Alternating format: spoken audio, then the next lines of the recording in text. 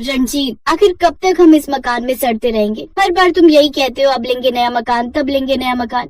तुम जानते नहीं हो अंजलि, शहर के बीचों बीच मकान है अपना, और ऐसी प्रॉपर्टी मिलना बड़ी बात है। और बस थोड़ा पुराना ही तो हुआ है। यहाँ हर सुख सुविधा है, लेकिन अगर तुम चाहो तो मैं जंगल के बीचों बीच नया मकान बना देता हूँ। अरे आपको क्या फर्क पड़ता है? फर्क तो हमें पड़ता है ना, जो सारा दिन इस छोटे से मकान और तंग गलियों में दम घोट घोट कर जीते हैं। और क्या फायदा ऐसी सुख सुविधा का जहाँ हमारा दम घुटता हो। अपनी पत्नी के कहने पर रंजीत प्रॉपर्टी डीलर से बात करता है, जो उन्हें नदी के उस पार एक प्लॉट दिखाता है। अरे ये नासपीटा डीलर कहाँ ले आया हमें? अब क्या नदी में चप्पू चलाकर उसूर जाएंगे हम? अरे ऐसी लोकेशन ज्यादा समय तक खाली नहीं रहती, होटल वाले जल्दी से लपक लेते हैं। अरे इतनी खुली जगह पर सांस लेने में भी कितना अच्छा लगेगा आपको, रिश्तेदारों में खूब नाम हो जाएगा आपका। देखो ना रंजीत, घर के आगे नदी बह रही है। जब 2 मंजिला मकान बनाएंगे ना तो सबके यहाँ पर्सनल कमरे होंगे, और जब बालकनी में खड़े होंगे ना तो ठंडी ठंडी हवा आएगी। हाँ हाँ भाई साहब, अब मत सोचिए और ले डालिए। अब डीलर और पत्नी के कहने पर रंजीत अपनी सारी जमा पूंजी लगाकर वो प्लॉट ले लेता है और शहर के बीचों बीच बने अपने घर को किराए पर दे देता है। फिर कुछ महीनों बाद, अरे आप तो ऑफिस जा रहे थे, वापस क्यों आ गए? अरे बोट पर लोगों की भीड़ हुई पड़ी है, बिल्कुल भी जगह नहीं थी बैठने के लिए। तो अब दूसरे रास्ते से चले जाओ। तब तो मैं आधे दिन के बाद ऑफिस पहुंचूंगा, अब आज रहने ही देता हूँ, छुट्टी कर लेता हूँ। हाँ ये ठीक रहेगा, और कल सुबह टाइम से उठ जाना तो शायद आपका बोट में नंबर आ जाए। अब दिन में जाकर आप सब्जी ले आइएगा। रंजीत कुछ घंटे बाद बोट में बैठकर सब्जी लेने चला जाता है और कुछ देर बाद ढेर सारी सब्जियां लेकर घर लौटता है। अरे इतनी सारी सब्जियां? नदी के पास सब्जी मंडी का व्यापार खोलने का इरादा है क्या आपका? अरे मेरी माँ रोज कुश्ती लड़कर नाव में बैठकर बाजार से सब्जियां लाना मेरे बस की बात नहीं है। 2 हफ्ते की सब्जियां एक साथ ले आया हूँ, अब 15 दिन तक बिल्कुल सब्जी लाने के लिए नहीं कहना। फिर 2 दिन बाद, हाय रे मर गई, आग लगे इस नदी को। क्या हुआ माँ जी? अरे क्या हुआ क्या, घर में बैठे बैठे बोर हो रही थी इसलिए घर से टहलने निकली थी, तो पूरी गली में नदी का पानी भरा हुआ था। हाय लगता है मेरी हड्डी चटक गई, हाय रे मर गई। अरे जल्दी से डॉक्टर को बुला, मुझसे ये दर्द बर्दाश्त नहीं हो रहा। लेकिन माँ जी यहाँ कौन सा डॉक्टर आएगा? इसके लिए तो हमें नदी पार करके जाना होगा। ऐसी जगह लाकर बसाया है तुम कमबख्तों ने कि यहाँ कोई डॉक्टर नहीं मिल रहा। आप अंदर चलिए, मैं आपकी मालिश करके गर्म पट्टी बांध देती हूँ। रहने दे, कोई जरूरत नहीं है। ये सब जो भी हुआ है ना, सब तेरे कारण ही हुआ है। ना तो तू उस घर में सीलन की बदबू की शिकायत करती, ना तू घर छोटा की रट लगाए रखती। माँ जी अब सारा इल्जाम मुझे अकेली पर ही क्यों डाल देती हैं? ये घर लेने का अकेला फैसला मेरा तो नहीं था ना। देख तू अब मेरा दिमाग खराब मत कर और मेरे बेटे को फोन कर, अब वही ले जाएगा मुझे। रंजीत जल्दी से घर आकर अपनी माँ को जैसे तैसे डॉक्टर के पास लेकर जाता है। ऐसे कुछ दिन बीतते हैं। अब बरसात का मौसम शुरू हो जाता है और नदी का पानी अब और भी बढ़ जाता है।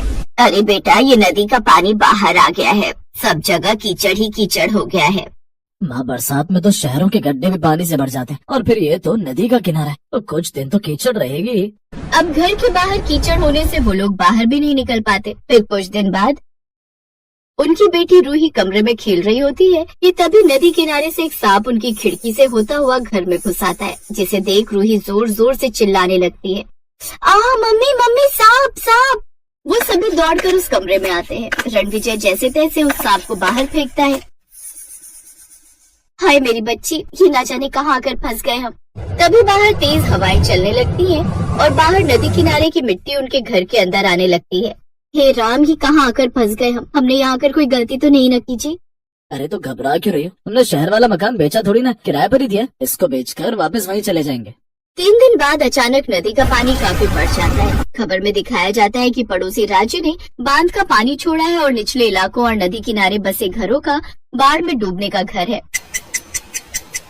फिर उनके घर एक नोटिस आता है। क्या लिखा है इसमें?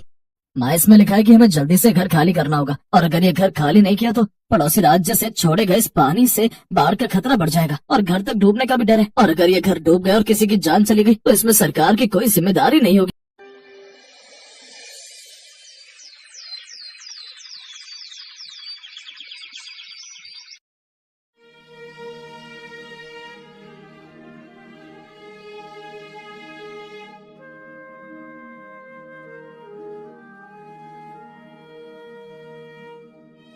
सारा दिन हो गया, शिकार में सिर्फ एक चिड़िया ही मिली है और वो भी मर चुकी है।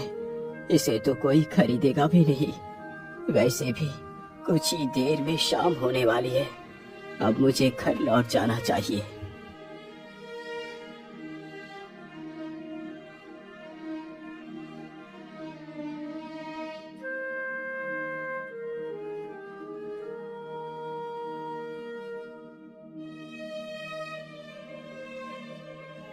अरे, इधर तो एक कबूतरी भी बैठी है। क्यों ना मैं इसे भी पकड़ लूं? ये सारी बातें सोचकर शिकारी अपना धनुष बाण उस चिड़िया के ऊपर तान देता है। तीर कमान से छूटते ही चिड़िया के पैर में जा लगा। चिड़िया फड़फड़ाते हुए जमीन पर आ गिरी। वाह वाह, एक शिकार और मिल गया। इसे बेचकर आज का राशन मिल जाएगा। हे शिकारी, तुम मुझे मत मारो। मैंने तुम्हारा क्या बिगाड़ा है? चिड़िया, मुझे तुम्हें मारने और पकड़ने का कोई शौक नहीं। ये सब कुछ मैं अपने पापी पेट के लिए करता हूँ। यदि मैं ये कार्य नहीं करूँगा तो खाऊंगा क्या? शिकारी की यह बात सुन चिड़िया उसकी मजबूरी को समझ जाती है। हे शिकारी, तुम मुझे मत बेचो। तुम मेरा इलाज कर अपने साथ रखो। मैं तुम्हारी किस्मत को बदल दूंगी। ठीक है चिड़िया, मैं तुम्हें नहीं बेचूंगा। लेकिन क्या सच में तुम मेरी किस्मत को बदल सकती हो? हाँ हाँ शिकारी, मैं एकदम उचित कह रही हूँ। मेरी बात का विश्वास करो। ठीक है चिड़िया, तो फिर चलो मेरे साथ मेरे घर। फिर शिकारी उस चिड़िया को भी अपने साथ लेकर चला जाता है।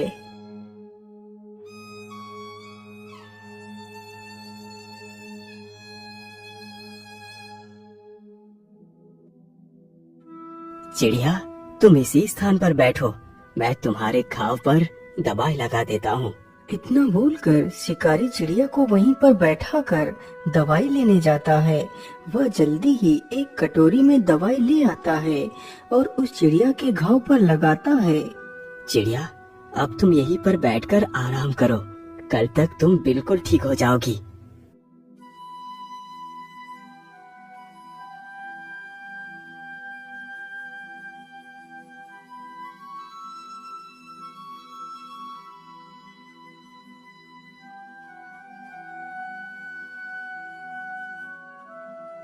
अरे वाह चिड़िया, तुम तो एकदम ठीक हो गई। अच्छा, अब तुम यही घर में रुको। मैं शिकार के लिए जा रहा हूँ। अरे नहीं नहीं शिकारी, अब तुम शिकार नहीं करोगे। लेकिन चिड़िया, यदि मैं शिकार नहीं करूँगा तो पैसे कहाँ से आएंगे?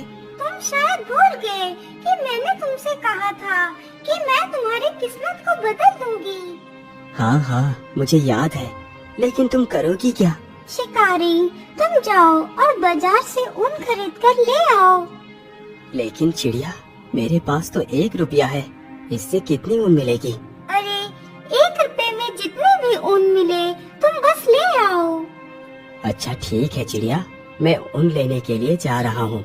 इतना बोलकर शिकारी वहाँ से चला जाता है। कुछ समय गुजरने के बाद वह ऊन के 4 गोले लेकर आ जाता है। चिड़िया, ये लो, मैं ऊन ले आया हूँ। ठीक है, तुम इस ऊन को यहीं पर रख दो। मैं रात को इस ऊन का उपयोग करूँगी।